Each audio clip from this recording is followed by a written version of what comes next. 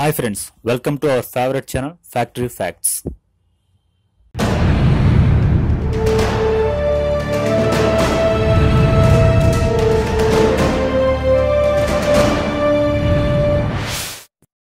మన దేశ జాతీయ క్రీడ అనగానే ఎవరైనా సరే తడుముకోకుండా హాకీ అని చెప్తారు.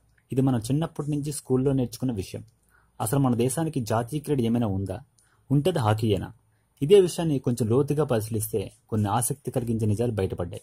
ఆ నిజాలేంటో ఇప్పుడు మనం ఈ వీడియోలో తెలుసుకుందాం.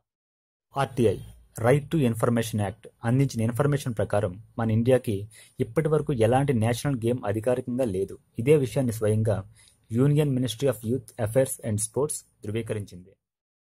మరి హాకీ మన దేశ జాతీయ క్రీడగా ఎలా ప్రచారంలో వచ్చింది? ఇప్పుడు మనం తెలుసుకుందాం.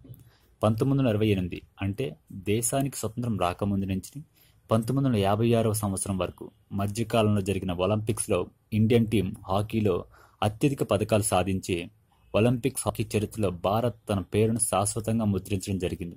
సో ఇండియాకి నేషనల్ గేమ్ అనగానే హాకీయే అని అనధికారికంగా ప్రచారంలోకి రావడం జరిగింది. సో అప్పటి నుంచి మన దేశం మొత్తం హాకీనే మన దేశ జాతీయ క్రీడగా గుర్తించడం జరిగింది.